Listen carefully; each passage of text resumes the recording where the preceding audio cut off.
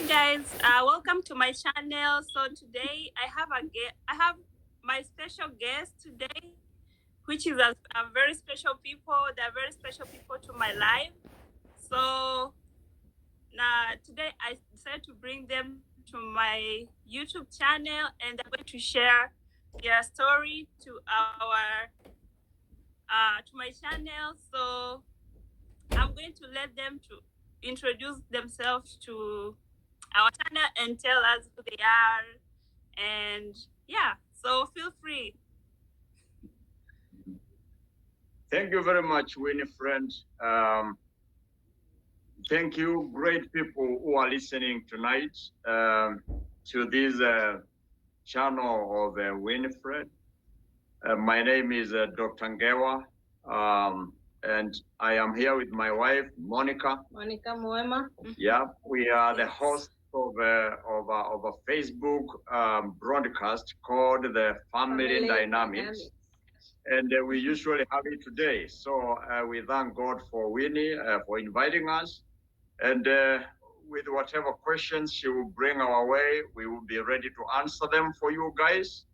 And probably, hopefully, somebody will be helped there.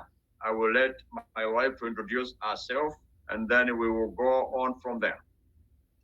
All right. My name is Monica Moema.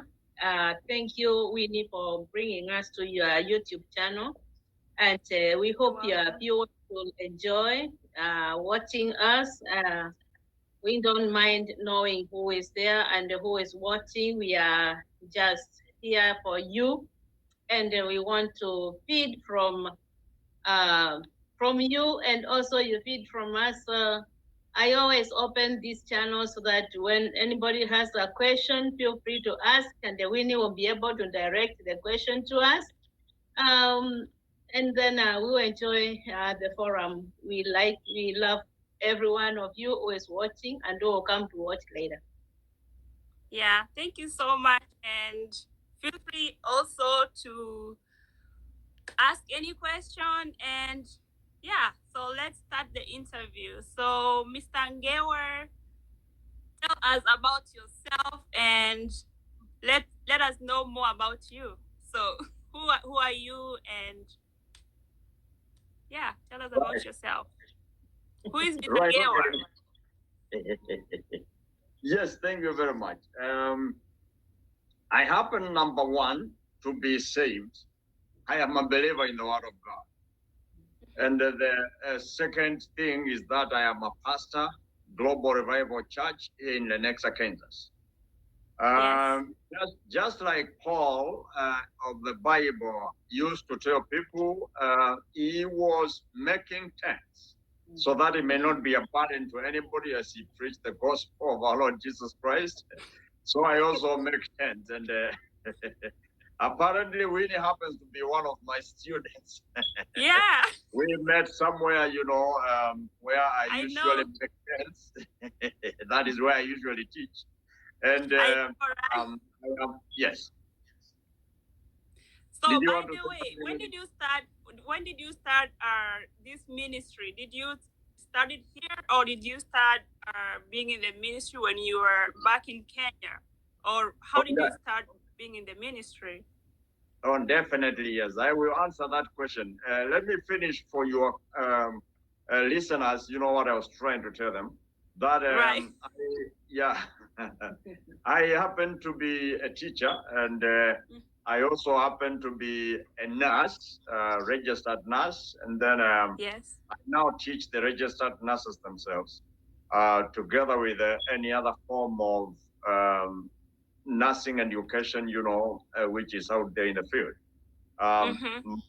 My doctorate is in nursing, in education, with that specialty in nursing education. Now with the ministry work, I started this, let me say, like from high school. I was converted to salvation, Christianity, when I was in Form 2. Them years, probably some of you listening may not have been born by then, in the early 1980s.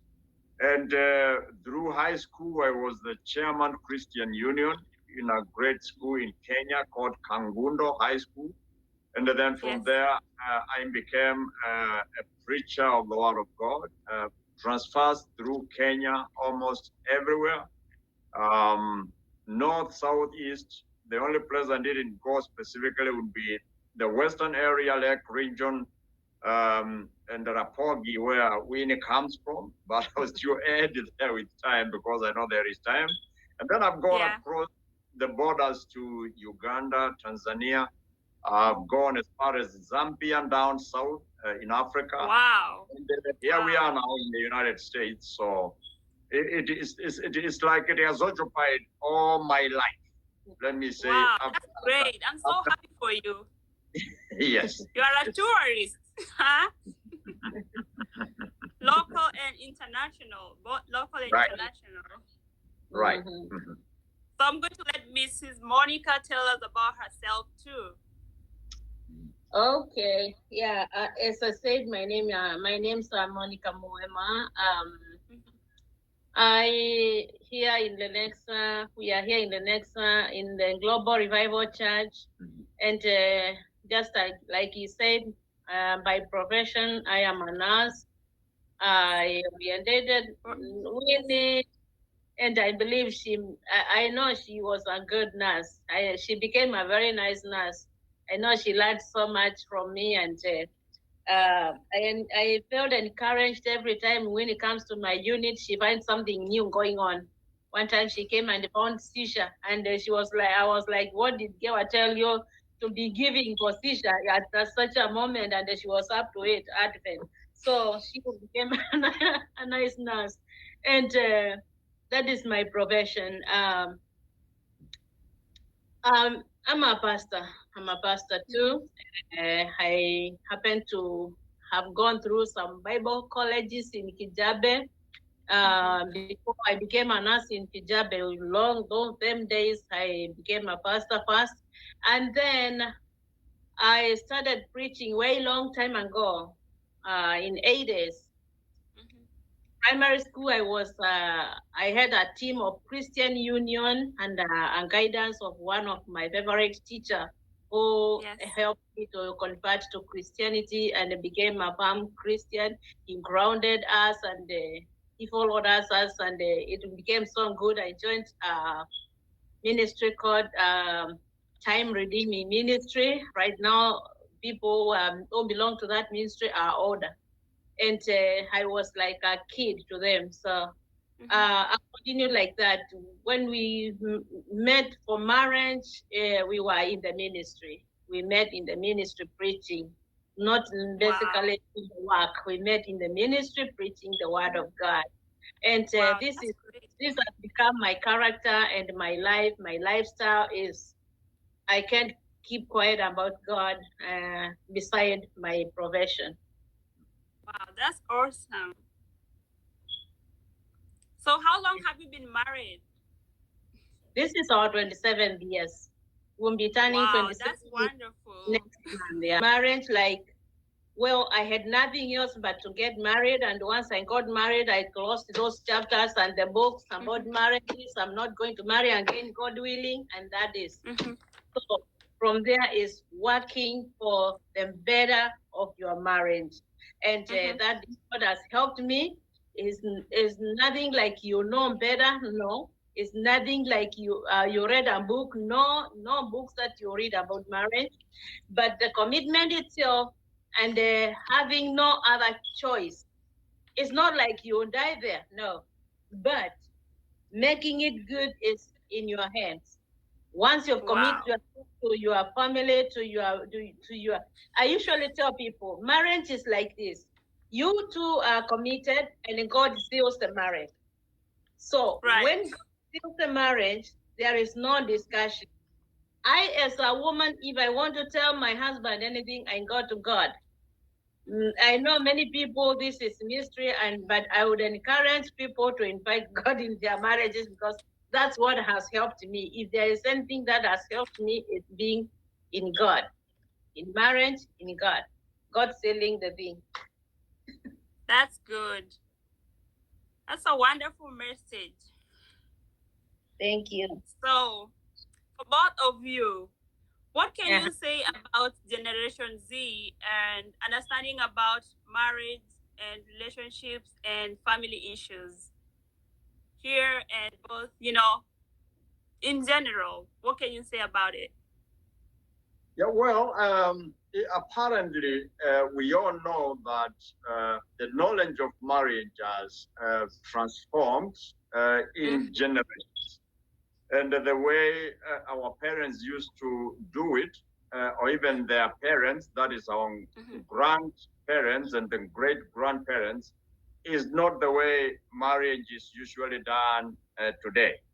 If you talk about specifically the generation you're talking about, if you call it the millennials, for example, those who were born, between 1996, just call it 1980, 2000, 20 years to the millennium and then beyond.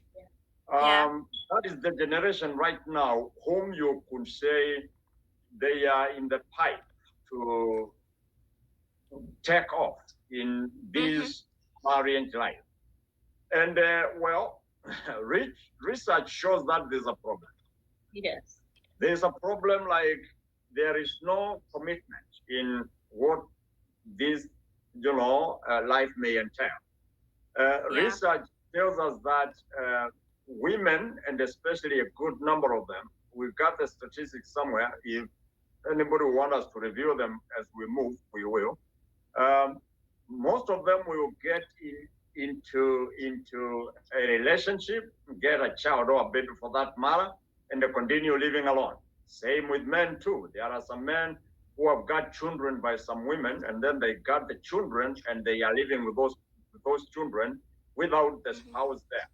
So it is a generation which you could say is a little bit loaded when it comes to matters of commitments in marriage. And look, if this has to be resolved, or if there is any remedy which you can give, we will revert people to what we usually say in the family dynamics, that look, consider the self. Because the self, your question as we started was, how can you maintain marriage? The self has got to be involved. I'm not talking about the self we learn in English in classes, or the self which we understand as self. I am talking about the marriage self, where it is your inner man, it is your inner woman, it is that person who we don't see, who has got to decide that I am going to live with a man and I'm going to live with a woman. This time, not just boyfriend, girlfriend, trial marriage, whether it is going to work 1 month, 1 year, etc., etc. Yourself has got to come into this, decided that this is the fella I am going to spend the rest of my life together with. And that commitment can go a long way in issues like working the marriage if things are not turning to be, the way you were expecting. Trying to be resilient in situations or conditions which may be a little bit wanting when it comes to living together. Like what? For example, a man who gets sick, a woman who gets sick, where finances are lacking, where behaviors are changing, because we know people usually change, working out this just like to work your salvation, like Paul says, through fear and trembling, trying as much as you can to make sure that your spouse is not bitter by what you are doing yourself, because that can break the marriage. If you will take yourself and put yourself in her, and then she takes herself and puts herself in you as the man, for that matter, now the self starts to mind, the self starts to think, and the self starts to reflect on how both of us can live this life for longevity. This time, not just for trial. Because look, marriage is not a sleepover. It is something which has got to sink deep in your mind, in your heart, in your very self system, and to understand that the only girl you are seeing or the only boy you are seeing out there may not be the only one, who may look as good as you hope. There are thousands others, as they usually say, beautiful ones are not yet born. That's true. That's true. Yeah. So let me ask you a question. And of course, like for example, what's happening here in like in real world, and I'm pretty sure you have seen this happening, especially like with the young adults. I mean, with the young people, it's so difficult to kind of find like the right person to kind of date, or to know like who is dating like for like for real love, and who is just playing with you. So like in a real world, how do you know that this is the right person for you, or who is especially right now, it's so difficult. Like how do you tell, especially right now? It's so challenging, and how can you tell? Right. Your question is hitting the core elements of the dynamics of courtship and marriage in the 21st century. It has gone to the extent where it is very difficult to understand who is sincere and who is not sincere. And one thing which I would say is it must begin with a woman, and I'll tell you why, moving towards the man. Because it is the woman for this matter who can either correct or stop the habits which are going on, or even continue to encourage them and let them move on, as far as possible. The reason why I'm telling you this is because men have been used to get blessings which they can't respect. What do I mean by this? Our girls and the women out there in general may to an extent be contributing to, if for example you would say what men wants in a woman is sex. Let's be plain and clear. And I know that if I go to Christine, she will refuse. And if I go to somebody else like Julian, she will accept. So, well, I will go with Julian, and I'll go again and again and again because she's good and open, and she will give me whatever I want to satisfy what I want, and the day is over for me. After all, she gives everybody. After all, yeah, she may be good blesser to all the people. Whoever wants this, come on and enjoy yourself. Now, if all the women, for this matter, would behave like the old women, the women of old, where they used to follow our cultures, where they used to follow the moral values connected to sexual behaviors, and if they would say no, if a man comes, what do you want? Sex? No. Another one comes, what do you want? Sex? No. Because men are horrible. They are like those people usually snub our traditional tobacco, and you go to every guy, every woman who grinds this tobacco, and you're trying to smell. Is that the right one? No. Is the right one? No. Is that the right one? I mean, why would women be used like that? I will have a problem with that. If you want to just sniff and go, you better go and look for such, tests and trial to somebody else. Women will need to carry themselves with integrity because men will always be players. A man will be a man, there will be a man. Yeah. So how do you find Mr. Right? You have got to be right yourself. Right. If you are right, Mr. Right will come. Because look, by the way, they understand that this is wife material, this is not wife material. Because if one is donating and giving to everybody, who will want to marry such a person? They know the one who is tight and who refuses and who is behaved, who doesn't do the weird stuff which other women do, and they will be running after that when that's time to marry them. Did you have something to say? Oh, I just wanted to add a little bit of that, just to stress it that mostly women they take care of that, and no wonder. Even when we get married, we are the take care. We are the carers of our men. I mean, not like not following up, but just being there for your man. Otherwise, if you let the man go, you will be in trouble too. So it's like the woman is the one who puts the eggs together. You put your eggs together. And therefore, for that matter, for a woman to get the right man, let's say, as he said, it begins with the woman. If the lady behaves in a society, that lady is known. Respected. Is respected. You don't have to want to ask how that lady is respected. And about this, God knows how to mix these things. You will just come from nowhere. They can even mix in the internet, and you'll find the right one. But this comes only when you want the right one, because you don't want to go sniffing one another. So it calls for a respected girl, a girl who can respect themselves, a girl who wants to achieve things. Especially when we are talking about the millennium, I've realized that millenniums wants to study. They want to do good things, and nobody, they are not really concentrated with what others have done. So if a boy is concentrating, and a time comes now, he feels okay, now I need to marry a white material. I'm telling you, that boy will find the right material, because we have been meeting, he or she knows who is who and who goes with who in this community, who is known most by giving free stuff, free yeah, free services and everything.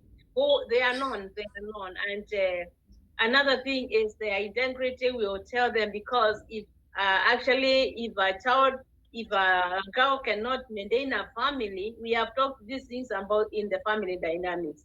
If you cannot contain a man, why should you want a man at home? For one, you may not even have a house for yourself. You are living with the parents. You cannot afford an apartment. You even you this man may not even afford. I love, somehow I admired how I came up, because when I went to college, I learned that after college, I've handed myself 3 years. And then I promised myself I need to work for 2 more years before I talk about anything. And that time no man could talk to me. And if they talk to me, I tell them, you may be wasting your time, because this cannot go any far. So after 2 years, then I know I've handed myself 2 more years. Psychology, they talk about the cells and the neurons connecting well for after 25 years.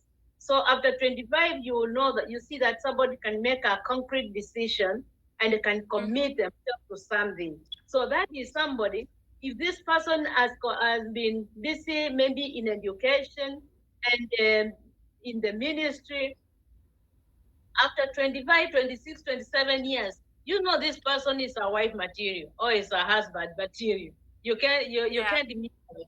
Yeah, so these things, they work out together. Psychology works together with the science, the education, and the way somebody has been brought up. I wish they can just know that you can change the game over. Some people, children might have been born by unmarried parents. I call them unmarried. I don't want to call them single parents, because they may not be single. They just unmarried. So, and they can change that game, and they marry and they permanently stay with their spouses, knowing that there is nothing different from going from one to another. Once you do that, once you get one, you are stable, and you are known by your ways. You are known, you are stable by your ways. And eventually you realize that you gain some respect, and your character is different and can be followed by many people. Young people wants to follow that character. So it is possible. Even in this country, there are some families which are proudly united together. And I'm telling you, if they realize somebody is going aside, all what the millennium wants is a direction and a little guidance, so they can get out of the dangerous edge. Yeah. So what? I have one question. What do you think is causing an increase in the number of people having a lot of? Nowadays, you hear, "This is my baby mama," and you can hear like have a lot of people with in child support and all that. What do you think? Why do you think that we have a lot of those people like in our society? Why do you think that we have an increase in number of that? Yeah, well, yeah. If I may start, so that I can be brief, and then I'll let Pastor Monica answer this in depth. If you don't know where you are going, any way will take you there. Mm-hmm. If you get into body relationship just for the sake of doing what your peers are doing, or you think you are late in doing something, or you want to just be like your other peers. There are some, like the youth, for example, they just want to do what they are doing because their friends are doing it. If you don't do it, it's like you are the odd one out.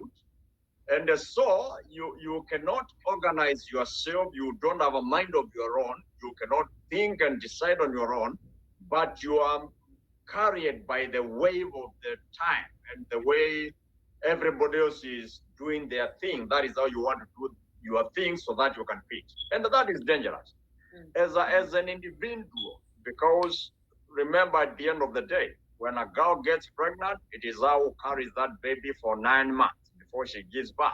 She doesn't carry it there with anybody else, all her peers and everybody is on the side. When a boy starts to have the pinch of paying that child support, they don't pay it with their friends, even though their friends may have encouraged such a behavior. Because they heard also their friends and they all saw one another doing what they've been doing, and risking not to be caught. People don't know life, or even people don't know how things are done. They also cut themselves into that behavior. It turns to become very individualized in such a way that at the end of the day, issues start building up, developing, stressful, sometimes very depressing, and you will connect that with the number of our youth, which is turning into drunks, some of them running cuckoo, and all these sort of things.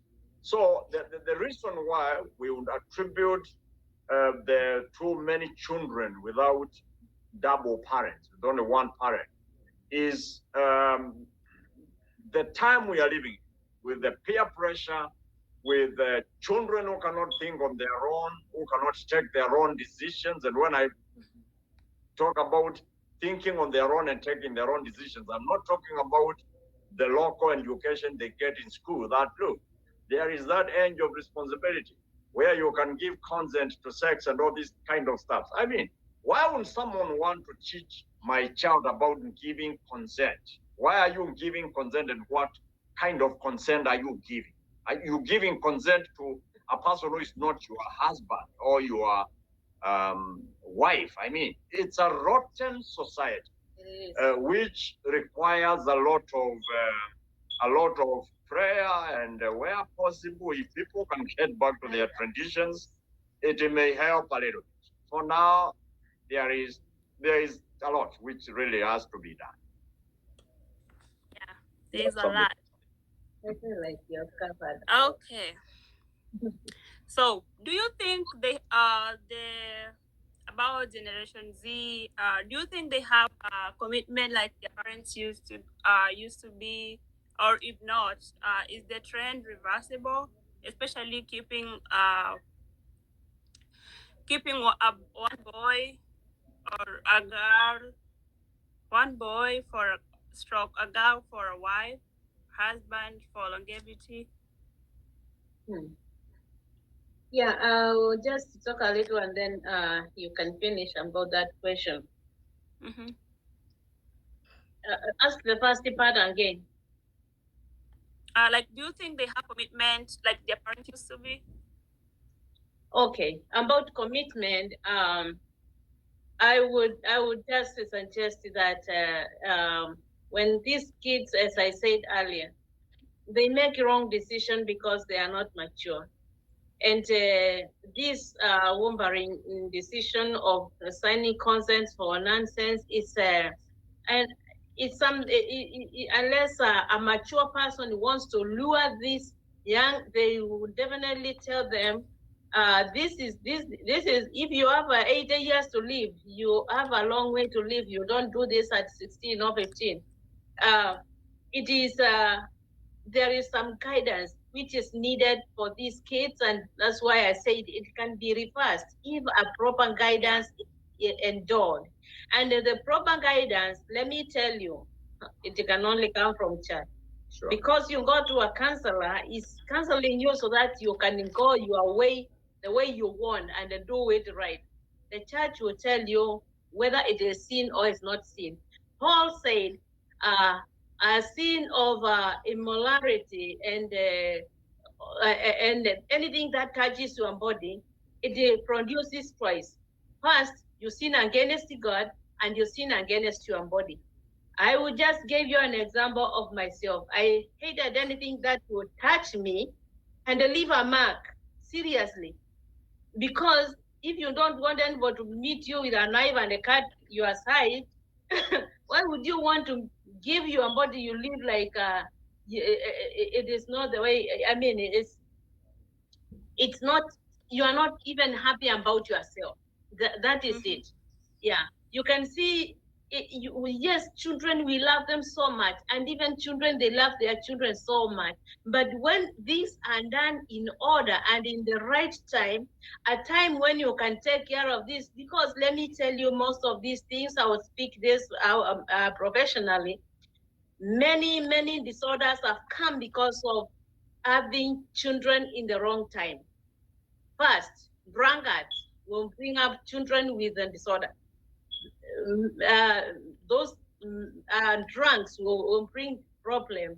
Young, very young, the neurons are not connected, and you will find somebody with a disorder having to begin dealing with a child with a disorder at the age of 14. This is a child of 14 and has a child.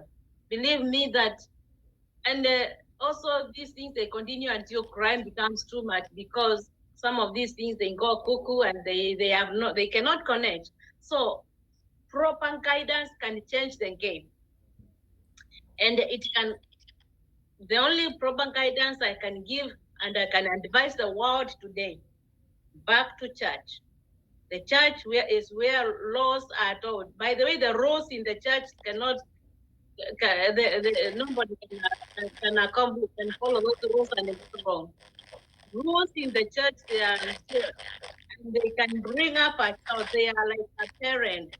They will bring up a child, and they not just the church, a religious church, but where God's presence is, will bring up somebody and something of a substance, which also the world will look and deny.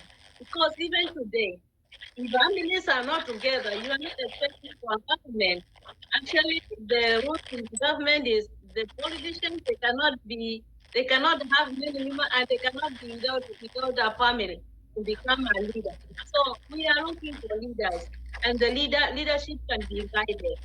Yes, the game can be changed by proper guidance and leadership.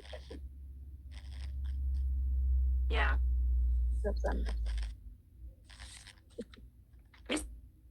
Thank you. Do you think about that?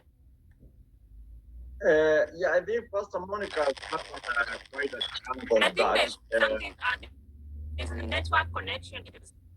Oh, sorry. Okay, yeah, sorry. Can you hear us? There's some issue. I can just, there's still some issues. Right, then I think we can do this another day so that at least everybody can hear what we are saying, because this topic is very, very important. Yeah, there's some issues. Okay. Right, that's okay. Thank you. Good. Okay, then I will just let you say like a word of like ending, like a parting shot, and then maybe we can continue next time. Yeah, because you have become clearer now. Yeah. Hey, now you're clear. So let me ask you one more question. So okay. Like, if for example, you were to give like your daughter or your son like some straight talk, like about relationships, what should you advise them? What should you tell them about Well, relationships? yeah, In today's world. right. Yes. What you just mentioning, what you're calling straight talk, may be the only way to go, because there is no way to mince words. And I will give this contribution, as the closing remarks for today, that the generation which we are having right here with us, the children who we gave birth to, in the 90s, and those who were born before then, in the 80s, they will need to listen to this one thing, that there has got to be an ear which can listen.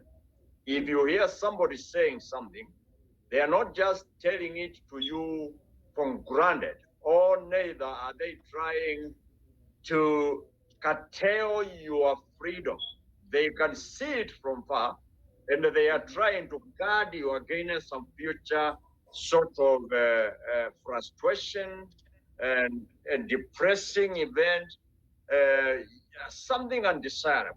And so if you hear an elder talking, if you, just like Pastor Monica is saying, if you hear an elder talking and trying to advise, it will be a good idea for you to pay attention. Listen to what they are saying and hold your breaths. The preacher, Ecclesiastes, in the 3rd chapter and the 1st verse, it says, and for everything there has got to be a time, and there is a season for every purpose. When we confuse times and when we confuse seasons, when you start walking in the wrong season, doing the right thing, you are confusing the time of that. And when the time will come when you are supposed to do what you did some 20 years ago, you will lack the sequence, you will lack the continuity, you will lack the alignment of doing it. Because again, look, men are shying away from women who have given birth. Why? Well, women are shying away from men who are having a baggage of child support, or even who are living with their very own children. Why? There is no woman who, in her sober mind, will go and marry a person who has lost their mind due to alcoholism. Why? We see what is good for the society. We know what is good for the society. And yet, when somebody is told what is good for them now and for the future, and then they ignore it, they decide, oh, these people are outdated, they don't know what they are saying. 20 years down the line, they are here back crying and asking, what can we do? Well, this was said to you 15 years ago. If you learned from what was said 15 years ago, right now you will not be lamenting about a situation which has confronted you and which has caught up with you, because it is a seed, by the way. And when you plant it, it will germinate. And when it germinates, it will start growing. And when it grows, it will give forth fruit. And whatever you sow is what you will reap. And so whatever we advise as elders this time, and whatever we tell others that this is the right thing to do, if it could land on good ears and the people could get and practice that, there will be no crime, there will be no issues later on in life. Because I don't know what is wrong with telling a girl, prepare yourself in such a way that even if you arrive at a stage where you have a man who becomes incapacitated, he can't pay the bills, he cannot feed children, you've got a check of your own, or you've got a business of your own. What is wrong with that? I mean, if you tell her you can be self-reliant in hardships, you can stand trying times when they eventually come to you if you prepare well. What is wrong with that, good people? You advise your son, you advise your daughter, you advise the youth. Run away from alcohol. You can give birth to autistic children, or even some who have lost it right from birth because of drinking. Run away from that. What is wrong with the such and advice? And why can it land on ears which can hear? Amen. I think we are making you tired. I think we need to let you go. So time, confusing time and the season. Confusing time and seasons is the main issue. And there's a big challenge in that because not too many of the youth in the real sense will want this to resonate with who they are or what they want to do. They are like, after all, life is short. Let's do what we can do. And here they are, spring break, birthday parties. It's like some girls are waiting to be 18. It's like they are on their mark, waiting to that first day of the 18th year to start tasting alcohol. You know, to get out and know a man, to just be out there and behave silly. I mean, well, if your life was better when you were a child, I don't know why you want to start dismantling it and destabilizing yourself when you are becoming an adult. I think this is the reverse. You need to behave like a child when you are a child, and when you mature up, when you now grow up, start behaving like a mature person for heaven's sake. That way you will not cry, you will not lament, you will not ask what is going on in my life. It will all be ordered for you by the Lord. For the Bible says the steps of a righteous person are ordered by the Lord. The Lord. Amen. Yes. Amen. Wow. That's nice. So I think we should end here today and then continue maybe the next time. All right. Yes, now we have stopped hearing you, so it's better to hurry and. Yeah. Or do you still want to continue? No, we are good. I think good. that's enough material. That's enough for today. Yeah. All right. Thank you so much. And yeah, I think my guests enjoyed hearing this and they would love to have you again next time. And hopefully maybe they're busy working or maybe somewhere else and they will watch later. Yeah. And thank you so much for coming to my channel and I hope to see you next time. Thank you so much. Bye-bye. Yeah. Thank you. Shalom. All right.